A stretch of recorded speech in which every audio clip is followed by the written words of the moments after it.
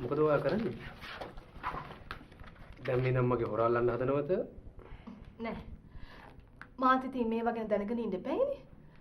මොකද ඉතින් මේවා මට අයිති බිස්නස් නේ. හරි ඉතින් මම නෑ කියලා කිව්වේ නෑනේ. ඒ වුණාට නර්මී ඔයාව මගේ ෆයිල් චෙක් කරන්න ගහර නෑනේ. අනිත් එක මම දැන් ඔයාගේ සේවකයෙක් නෙවෙයි, ඔයාගේ මිනිස්සයා. ඒ වුණාට ඉතින් පාතාම යහන්මනේ. නර්මී මම ඔයාගේ පවුලට සම්බන්ධ වුණේ ඔයාගෙන හොඳට හිතලා. ඔයාට තිබ්බ ආදරේට. නැත්තම් මිනිස්සුන්ට අපරාධ කරලා මිනි මරලා කුඩු විකුණලා විනාශ වෙච්ච පවුලක මිනිස්සු සම්බන්ධ වෙනවද? මොකද තමසි කිව්වේ? තම් කීරිවරනේ. තමුසගේ ඩැඩි අපරාධකාරී. හෙට අනිත් හිරේට ගියාම තමුස බලාගන්නේ කවුද? ඌද නේනවද? මම ඉන්නේ. මට කවුරුත් ඕනේ. යනවා පැත්තකට. මට පුළුවන් මගේ පාඩුවේ ඉන්න. ධර්මේ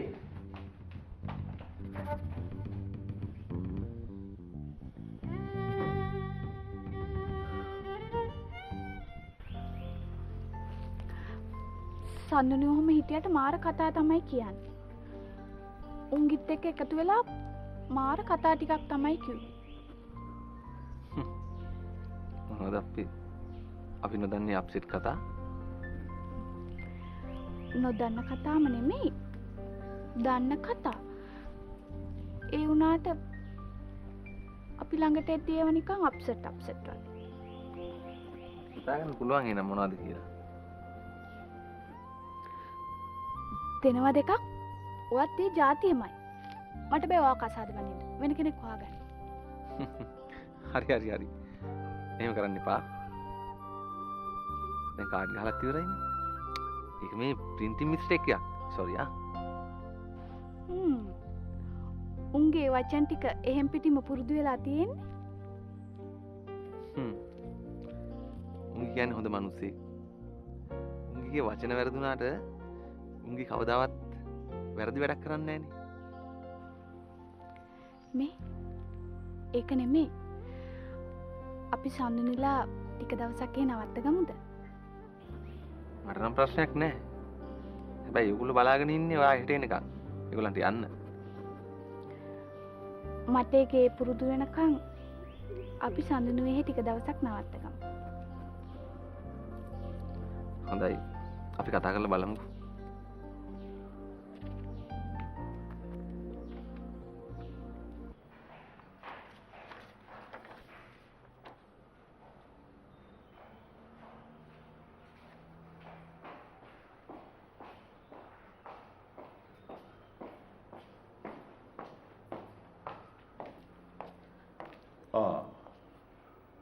ඔයා උදේම ඔෆිස් ගියා නේද? මොකද මේ ගියේ පයින්? මට මේ මිනිහත් එක්ක එතන රස්සාව කරන්න බෑ ඩැඩි. නර්මදා. මං ඔයාට ඕක වේලාසනීම කිව්වනේ. මේ මිනිහයා කියන දේවල් මට තවත් අහගෙන ඉන්න බෑ ඩැඩි. මේ මිනිහා කියනවා අපි අපරාධකාර පවුලක්ලු. නර්මදා. ඉතින් එහෙමනම් ඒ මිනිහත් ඒ පවුලට එකතු වුණේ එයත් ඒ විදිහම කෙනෙක් වෙන්නේ. ඒ මිනිහට කිසිම මනාවක් නැහැ. ඩැඩිව මේකෙන් බේර ගන්න. එයා කියනවා ඩැඩි හිරේ යනවලු. ඊට පස්සේ මට ඉන්නේ එයා විතරයිලු.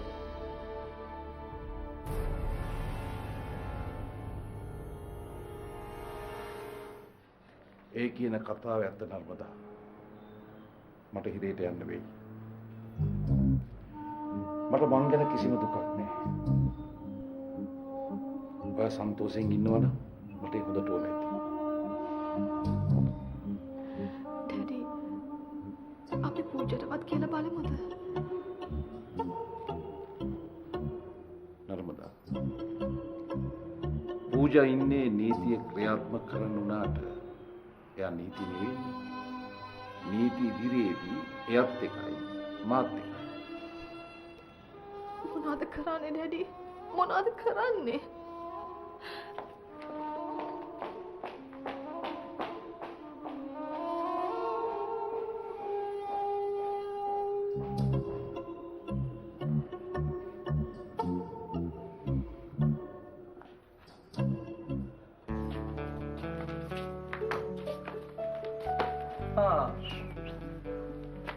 හැමදේම මාර හැපි කියන්නේ නේද? ඔව් ඉතින්. උඹ කොට ගිය අන්තිමට මට තමයි හැම විනාශයක්ම සිද්ධ වුනේ. ඉතින් කවුද කිව්වේ උඹට පූජත් එක්ක තරහ වෙන්න කියලා? තරහුනේ පූර්ණිමා හින්දා. අන්තිමට පූර්ණිමායි කී ගජයාලු වුණා. උඹයි පූර්ණිමායි ආයෙ සෙට් වුණා. මං ඉතින් සදාවලි. හරි ඉතින් කොහොම තමයි ලව් කරනකොට පොඩි පොඩි අප්සෙට් දේවල් සිද්ධ වෙනවා. දැන් මම පූර්ණිමාගේ මූණ බලන්න නැතුව හිටියේ සෑහෙන කාලයක්. ඒ වුණාට පූජත් එක්ක නම් ඒ වාරි ගන්න නෑ මචං. ඒකි මහා අමුතු විදිහේ කෙල්ලේ. පොඩ හිටපන්. ඇත්ත කියපන්. උඹ පූජා පොලිසියෙන්ද පොඩ බයයිනේ. පොඩ්ඩ බයයි. ඒකිට වුණාට වඩා හොඳයි ට්‍රැෆික් පොලිසියෙන් දඩ කනවා මචං. හරි. අපි දැන් ඉඳන් ඔය පූජා ගැන කතා නොකරමු. මම පූජා කතා කරපන්. අපේ මං නම් මචං ආයෙ පූජා ඉන්න අහලකටවත් යන්නේ නැහැ. මං කිව්වේ උඹ බයයි තමයි. ඔව්. No, thanks.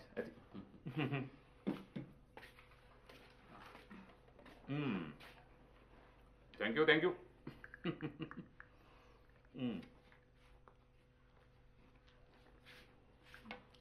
Mr. Susantගේ wife මේ හරි කරුණාවන්තයිනේ. ඔව් මෙයා එහෙම තමයි. මෙයා කොහොමත් ඉතින් ආගන්තුක සත්කාරයට ගොඩක් කැමතියි. මිස්ටර් නජිත් එතකොට කවදද අපිට අපේ සල්ලි ගන්න පුළුවන්? ඩොකියුමන්ට්ස් හරි ගියපු ගමන් වැඩේ කර. ඕකේ? ඒකට ගොඩක් කල්යයිද? අපි මේ තැනකට ඇඩ්වාන්ස් බඳලා තියෙන්නේ. වැඩි කාල නම් අල්ලගෙන ඉන්න බෑ. නෑ. කිසිම ප්‍රමාදයක් නෑ. මං ඒක ගැන කියලා යන්න තමයි ආවේ. හරියටම දවස් 2කින් ඩොකියුමන්ට්ස් හරි. මිස්ටර් සුසන්ත ඇවිල්ලා නිකන් මේ ප්‍රස්තයද වෙන්න ඕනේ නෑනේ. මම මෙහෙට අරන් යන්න ඩොකියුමන්ට්ස් ටික. නෑ ඉතින් ඔය කියන තැනකට අපිට උනත් එන්න බැරි කමක් නෑ. නෑ. මේ ඒක හරි නෑනේ. ඒක සේෆ් නේ. මං ඔක්කොම සල්ලි ටික මෙහෙට අරන්.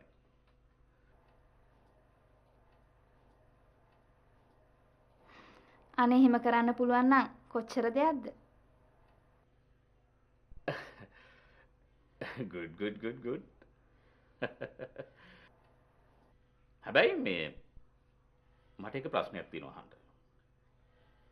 මේ වැඩේ කරාට පස්සේ දවස් කීයකින් මට යතුරු බාර දෙන්න පුළුවන්ද? දවස් 5ක් විතර. හැබැයි හදීසි නම් ඉතින් අපිට ප්‍රශ්නකුත් නෑ. ඊට කලින් දෙන්න පුළුවන්. නේද නිසංසල?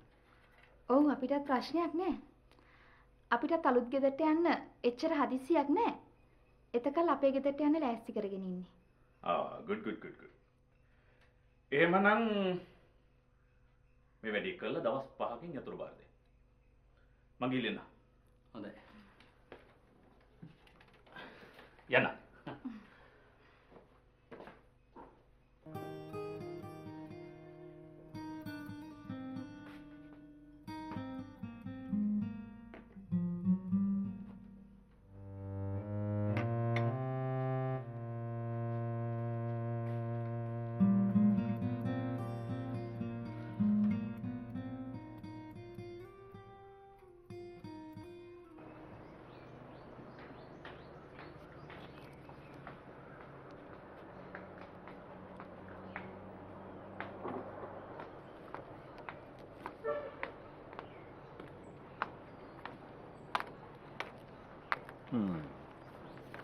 පූජාවද? මිස්ටර් ඩග්ලස් දැන් කොහොමද? දැන් නම් ටික දවසකින් අසනීප හැදුන්නේ. දැන් මේ තත්ත්වයේ පුරුදු හින්දා ඒකත් හරි ගියා වගේ. ඒක හොඳයි. මගේ බොස් ඇවිල්ලා ඉන්නේ. මං හිතන්නේ නඩුව එයා දිගටම කරගෙන යයි. ඒක කවුරු කළත් මට වෙනසක් නෑ පූජා. මට කිසිම දුකක් නෑ. මට තියෙන එකම ප්‍රශ්නේ නර්මදා. මට ඉන්න එකම දුව. මං කොහොමද යව දාලා යන්නේ? ඇයි මිස්ටර් ඩග්ලස්? යොහාන් එයාව බලාගන්නේනේ. ඒ දෙන්න අතර පූජා දැනටමත් ප්‍රශ්න. මං කොහොමද යොහාන්ගේ ඇත්ත තත්ත්වය නර්මදාට කියන්නේ? යොහාන් යාගේ හස්බන්ඩ්නි. ඒක තමයි මම යෝජනාවක් ගෙනාවෙත්. එයා මගේ අයියා නෙමෙයි, මගේ බොස්. එයාට කියන්නේ බිග් බ්‍රදර් කියලා. ළඟදිත් නර්මදාව මතක් කරා. ඒකත් හරියන වැඩක් නෙවෙයි පූජා. අපි දෙගොල්ලෝ දෙපැත්තක ඉන්න මිනිස්සු. ඒ ඉතින් නීතියෙන්නේ විවාහය නීතියෙන් වුණාට විවාහය කියන්නේ නීතියක් නෙමෙයි කියලායි මට නම් හිතෙන්නේ. මට ඒ ගැන තේරුමක් නෑ පූජා.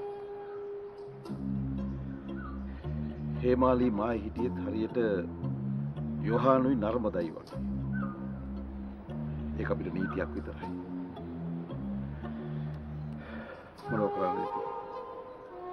ලබා උපන් හැටියට තමයි මේ සේරම සිද්ධ වෙන්නේ.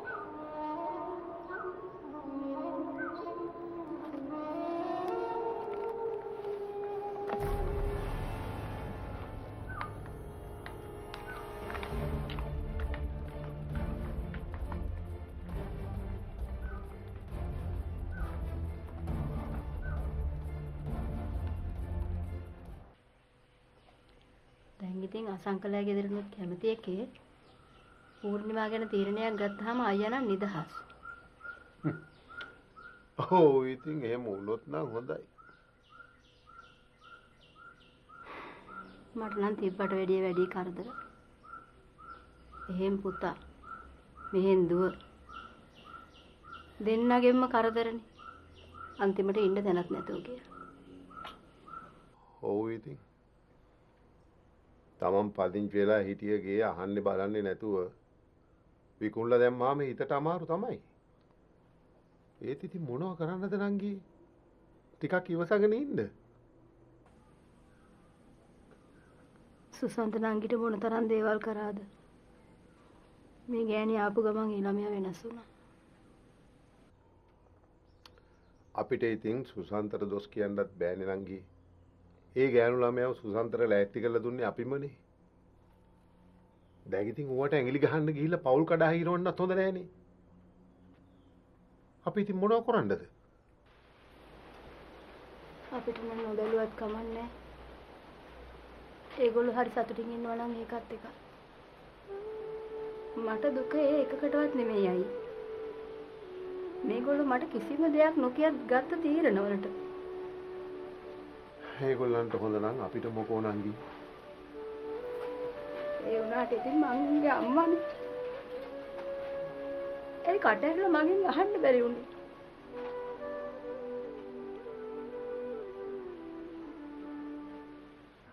බලාගෙන ගියාම මේ කිසිම කෙනෙක් සතුටින් නැහැ. ඉතින් අපිත් එහෙම කියාගෙන මේ ජීවිතය හොඳ නෑ කිය අලුත් ජීවිත වාගෙන යනවා. දැන් කොහොමද සඳුනිට? මට වාට කියන්නත් බැරි වුණානේ. එයාගේ අයියා ගේ විකුණලා.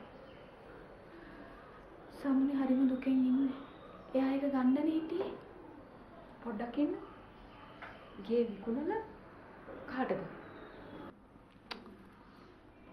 කවුද මුස්ලිම් බිස්නස් කාරයෙකුට නජීබ් කියලා. නජීබ්. සඳුනි සල්ලි දීලා ගේ අරගන්න කැමති නම් මං එයාත් එක්ක කතා කරලා ගේ අරන් දෙන්න. ඇත්තටම ඔයා වඳුරනවද?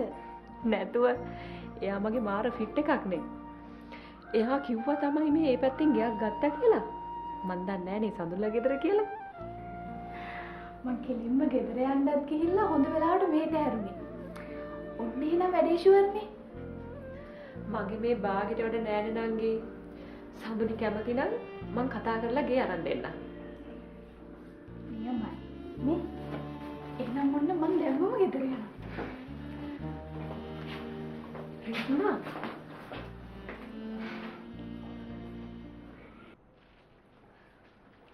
නර්මදා තේරුම් ගන්න.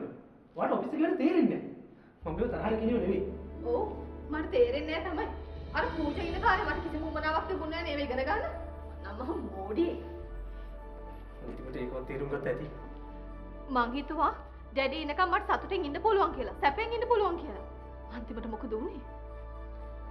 නර්මදා ඔයා තේරුම් ගන්න. මං ඔයාට එහෙම කරනවද? ඔයාට මා විශ්වාසයක් නැති වෙන ප්‍රශ්නේ. රයිට් ඕකේ. ඔයා ඉස්සර හිටියා වගේ ගෙදරට වෙලා ඉන්න. ඔව් ඉතින්.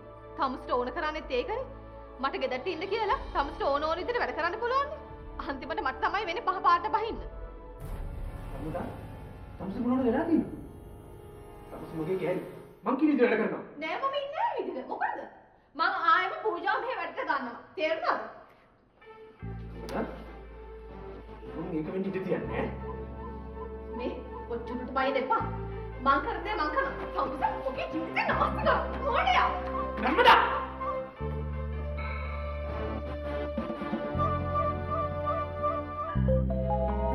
වේ මන්ත් එක දවසකට ගෙදර ගිල්ලෙන්නද?